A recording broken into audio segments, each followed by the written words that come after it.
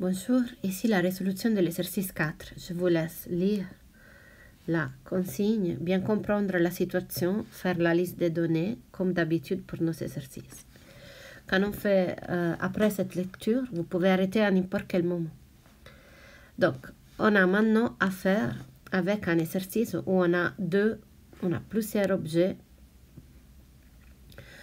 Et donc, en fait, la première chose, c'est toujours bien lire la consigne et dresser la liste des données. Ici, je l'ai fait, en fait, de mon côté, avec les données qui sont dans les textes et sur le dessin. Et après, il faut reconnaître les points matériels et où les solides en jeu. Ici, on a deux objets liés par une corde. Les deux objets sont la masse M, un point matériel, et un solide, une barre. Ici, c'est les solides. Auquel en plus on rajoute à notre corps aussi un point matériel de masse petite m. Donc la première chose c'est bien comprendre, donc ici on a affaire avec un solide qui a une certaine extension et ici on a un point matériel par contre.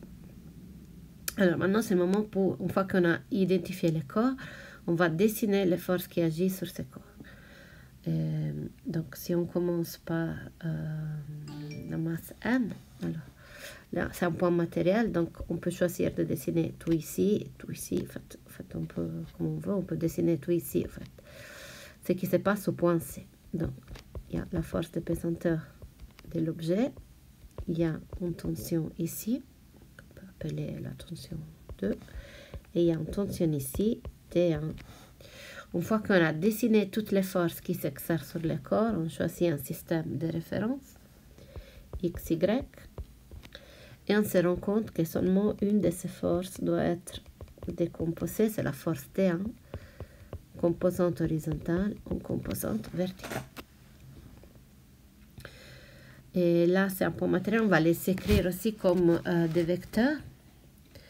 Donc, dans ces cas-là, la force pesanteur de la grande masse n'a pas de composante horizontale. Et là, on a moins mg. T2 a seulement une composante T2 horizontale. T1, donc elle a une composante T1x moins T1x, une composante T1y. Ça vaut la peine déjà de l'écrire en fonction de l'angle qu'on connaît. Donc on sait qu'ici l'angle vaut 40 degrés. On peut également prendre des autres angles. Il y a toujours plusieurs solutions pour les angles, à part que ça soit correct. Donc, si je regarde par rapport à 40, donc le cosinus de 40 égale au côté adjacent T1x sur l'hypoténuse qui est T1. Et donc, T1x, c'est égal à moins T1, le cosinus de 40.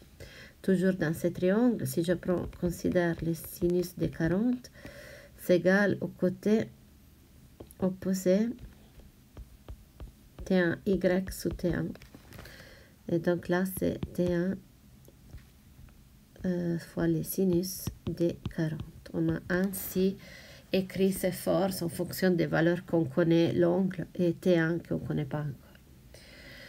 Donc là, c'est par rapport, donc ici, on a dessiné toutes les forces qui s'exercent sur le point C.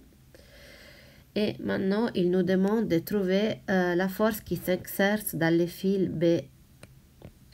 Donc on cherche T1. Donc là, point A, on a dessiné les forces décomposées.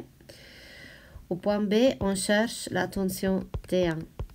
On sait que la tension est très spéciale, donc la valeur de T1 ici est la même tension partout et donc aussi les solides ressentent la même tension. Comment trouver T1? On sait que tout ça c'est à l'équilibre et donc ça veut dire qu'au point C, la somme des forces est égale à 0. Et donc, la somme des forces dans la direction X égale à 0. La somme des forces dans la direction Y égale à 0. On va chercher les composantes horizontales. On a T2 moins T1 cosinus 40 égale à 0.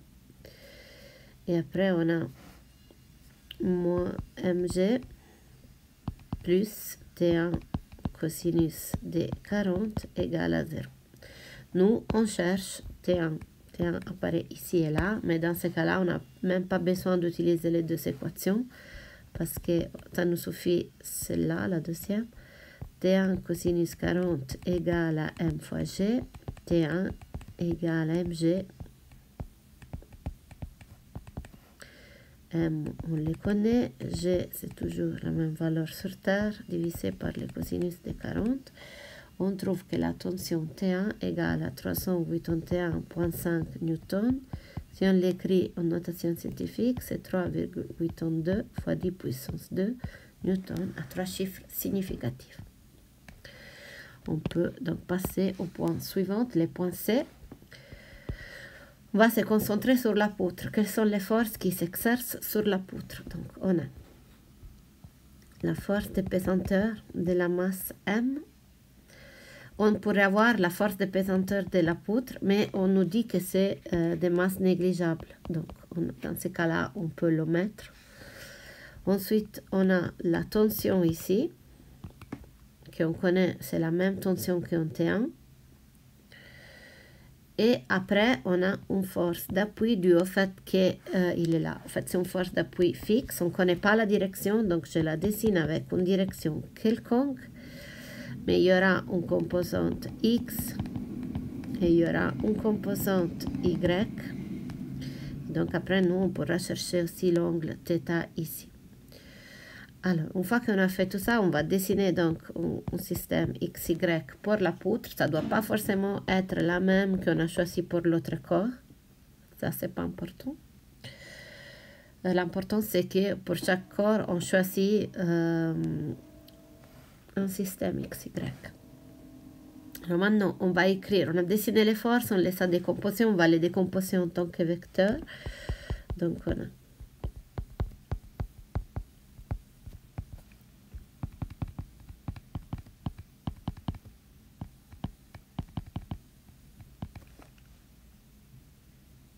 donc là, on peut faire comme ça. On peut aussi réfléchir que... Voilà, mais on peut aussi faire comme ça. Laissons comme ça et après on verra. Et après, j'ai... donc là, et après j'ai la tension. Encore à décomposer. Donc la tension aussi à décomposer. Donc il y aura une composante Tx et une composante Ty. Donc Tx, Ty. Alors... Si on regarde ici, on a un angle. Si je considère le cosinus de cette tente, c'est égal à l'adjacente, Tx divisé par T.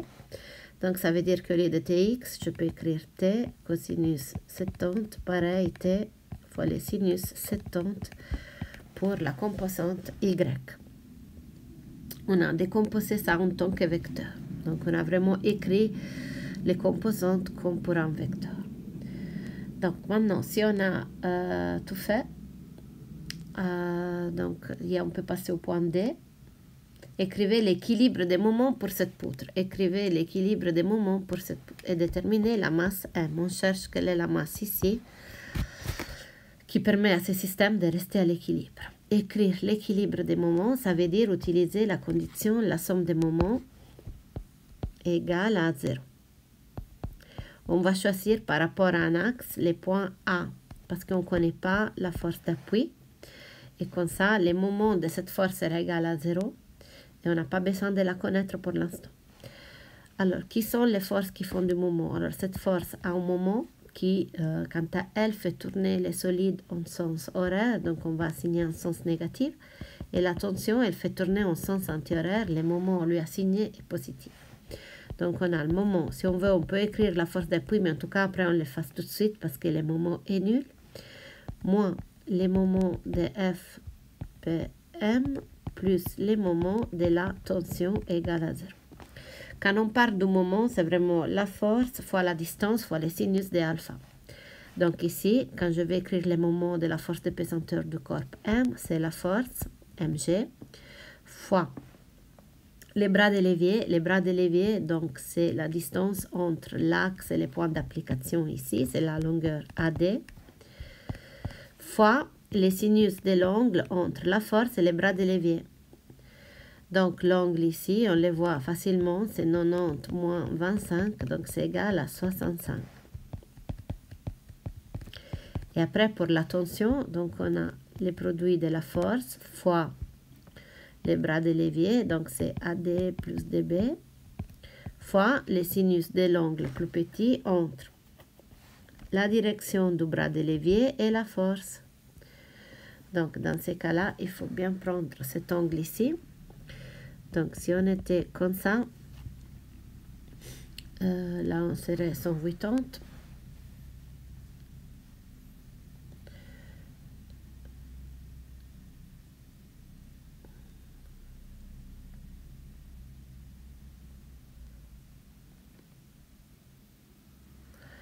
Voilà. Donc là, quand on fait cet exercice comme ça, on trouve un angle de 110.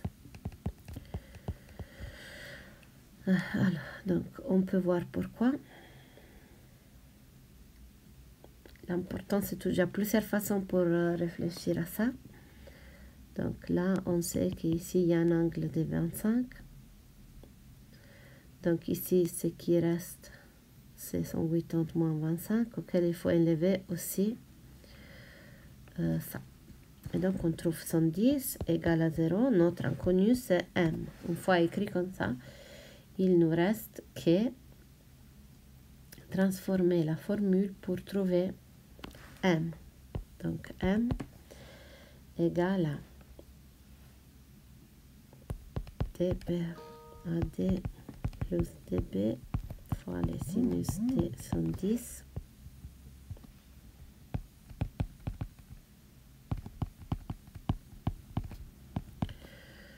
Donc, on obtient environ 50,40 kg. Si on veut l'écrire, donc c'est 5,04 fois 10 puissance 1 kg.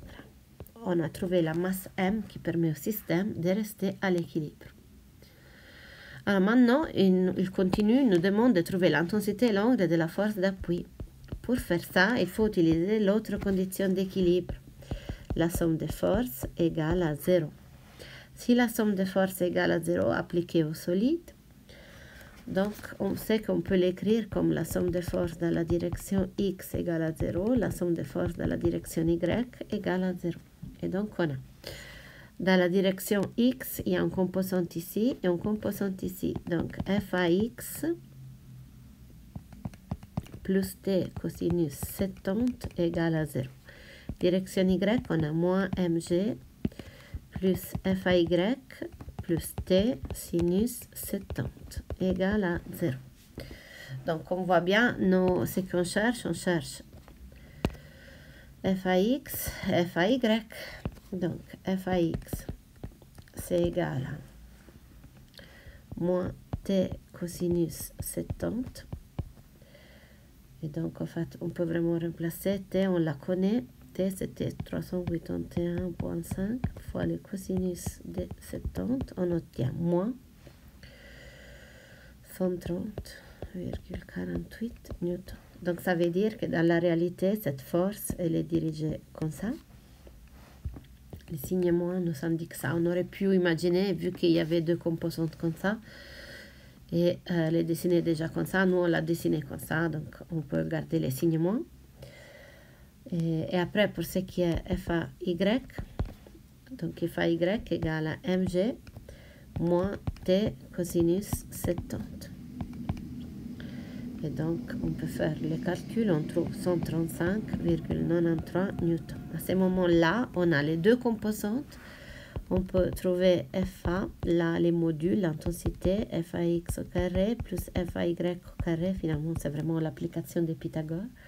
Et on trouve 118,4 newtons. Voici l'intensité de la force. Pour trouver l'angle, θ égale à l'arc tangent.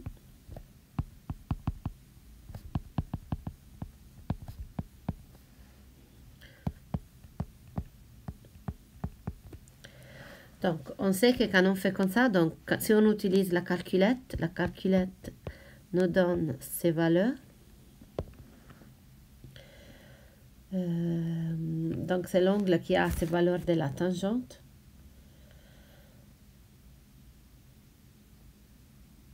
Et on sait qu'il y a deux angles. Donc, soit c'est l'angle moins 46,17. Donc, ça veut dire que la force est dirigée comme ça.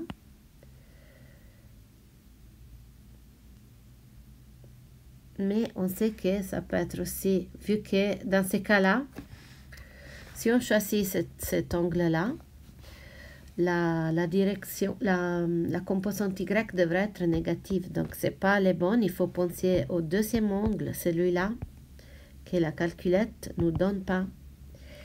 Et donc, ça veut dire que c'est moins 46,17, moins 90, et on trouve que c'est 133,83. Cet angle-là, donc ça montre que c'est quelque chose comme ça. En fait, quelque chose qui a la même tangente de ce rapport, mais qui est dirigé comme ça, et donc qui a une composante Y positive. Et donc, c'est celle-là que je vais utiliser. Je pense toujours à appliquer ce qu'on a appris en trigonométrie ou en mathématiques fondamentales.